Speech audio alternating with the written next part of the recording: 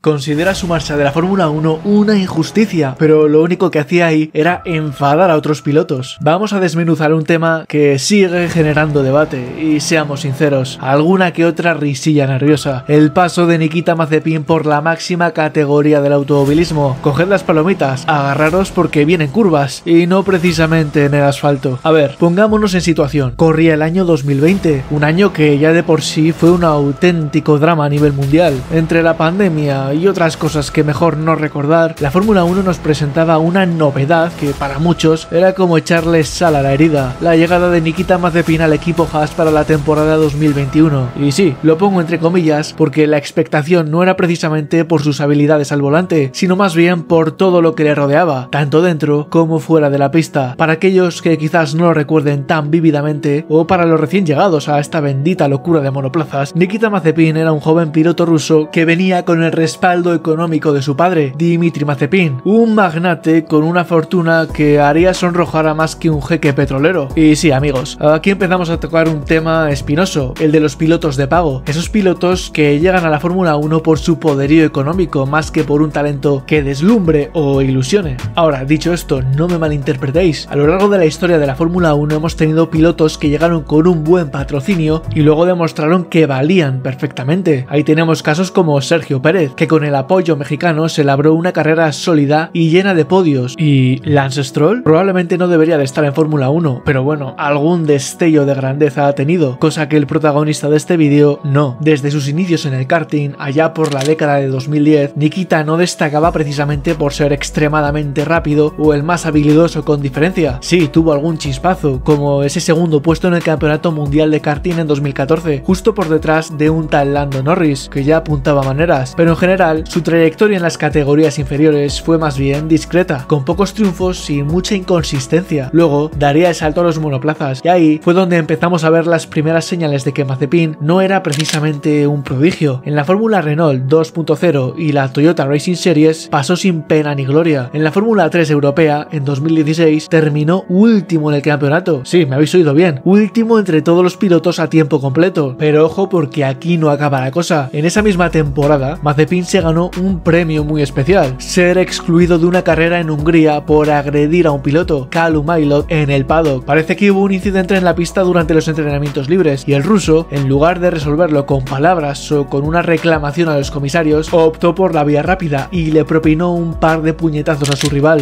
dejándole con un ojo morado y la mandíbula hinchada. Menudo angelito. La sanción fue una carrera de suspensión y una multa de 30.000 euros. Para un chaval con el respaldo de un oligarca, la multa sería calderilla, pero el manchurrón en su expediente ya era considerable. En 2017 tuvo una temporada un poco mejor en la Fórmula 3, terminando décimo y consiguiendo algunos podios, pero fue en 2018 cuando tuvo su año, entre comillas, bueno. Con el equipo ART, uno de los más potentes de la categoría, consiguió 4 victorias y terminó segundo en el campeonato. Esto hizo que muchos se preguntaran si quizás Mazepin estaba empezando a explotar y a despuntar, pero la alegría duró poco. En 2019 dio el salto a la Fórmula 2, de nuevo con ART, y volvimos a ver al Mazepin más errático e inconsistente. A pesar de conseguir 2 poles, no logró subir al podio en ninguna carrera y terminó el campeonato en una decepcionante 18ª posición, mientras que su compañero de equipo, Nyck de Vries, se proclamaba campeón. Para colmo, ese año protagonizó un accidente bastante aparatoso en la carrera sprint del Gran Premio de Rusia, donde embistió varios coches y acabó hospitalizado junto a otro piloto. Los comisarios le señalaron como el culpable del incidente y le impusieron una sanción de puntos en su carnet y una penalización en la parrilla para la siguiente carrera. En 2020 tuvo una temporada un poco más decente en Fórmula 2, consiguiendo 2 victorias y terminando sexto en el campeonato, pero incluso ahí volvió a liarla en Spa, donde fue sancionado por echar de pista a Yuki Tsunoda en las últimas vueltas, perdiendo así la victoria. Su reacción posterior fue de traca. En el parque cerrado se estampó contra el cartel del segundo puesto, que salió volando hacia donde estaba celebrando Tsunoda, una muestra más de su temperamento, digámoslo, peculiar. Y aquí llegamos a finales de 2020, con el anuncio de que Nikita Mazepin iba a pilotar para el equipo Haas en Fórmula 1 en 2021. La noticia cayó como un jarro de agua fría para muchos aficionados, que le veían como un piloto con un historial lleno de incidentes y con resultados mediocres en categorías inferiores. Aún así, conseguiría un asiento en la máxima categoría gracias al dinero de su padre. Se rumoreaba incluso que la empresa de su progenitor, Uralkali, se convertiría en el patrocinador principal del equipo, lo que confirmaba aún más que la decisión de Haas era era puramente económica. Pero si su trayectoria en las categorías inferiores ya de por sí generaba dudas, su paso por la Fórmula 1 fue sencillamente un desastre. Su temporada 2021 fue un auténtico catálogo de errores, trompos y maniobras peligrosas. En su primera carrera en Bahrein se salió de pista en la primera vuelta, un debut para olvidar sin duda. A partir de ahí la cosa tampoco es que mejorara mucho. El apodo Mazepin se hizo tristemente famoso entre los aficionados, ya que era raro el fin de semana en el que no acababa dando vueltas sobre sí mismo. Sus números hablan por sí solos. Terminó por detrás de su compañero de equipo Mick Schumacher en todas las clasificaciones. Era el farolillo rojo de la Fórmula 1, completamente aplastado por el alemán, que luego se demostró que tampoco era un piloto para tirar cohetes. De hecho, ahora mismo no hay ningún equipo en la parrilla que vea con buenos ojos ficharlo, y aún así aplastó al ruso, le superó con contundencia, y aunque también cometió errores, demostró tener más ritmo y potencial. Mazepin, en cambio, parecía estar constantemente al límite, incapaz de controlar el coche y cometiendo fallos infantiles. Pero no solo fue su rendimiento en pista lo que dejó mucho que desear, su comportamiento fuera de ella tampoco le ayudó a ganarse el cariño de la afición ni de sus compañeros. Antes de empezar la temporada, se vio envuelto en una polémica por un vídeo que publicó en sus redes sociales en el que parecía que tocaba inapropiadamente a una mujer. El vídeo generó una oleada de críticas y muchos pidieron que Haas rescindiera su contrato antes de que empezara la temporada. El equipo emitió un comunicado condenando sus acciones, pero finalmente decidió mantenerlo en su alineación. A lo largo de la temporada, sus incidentes en pista también generarían mucha controversia. Hubo maniobras muy cuestionables, como cuando bloqueó de forma agresiva a Sergio Pérez en Portugal, o cuando estuvo a punto de chocar contra su propio compañero de equipo en varias ocasiones. Las tensiones dentro del equipo eran evidentes, y Günther Steiner, el jefe del equipo en ese momento, no dudó en mostrar su frustración en más de una ocasión en la serie de Netflix Drive to Survive. Incluso llegó un punto en el que Mazepin se quejó de que su chasis era más pesado que el de Schumacher, insinuando que esa era la razón de su falta de ritmo. El equipo, presionado por su padre, le proporcionó un nuevo chasis, pero la mejora en su rendimiento fue mínima, por no decir nula. Lo más destacado, entre comillas, de su temporada fue conseguir la vuelta rápida en el Gran Premio de Bélgica,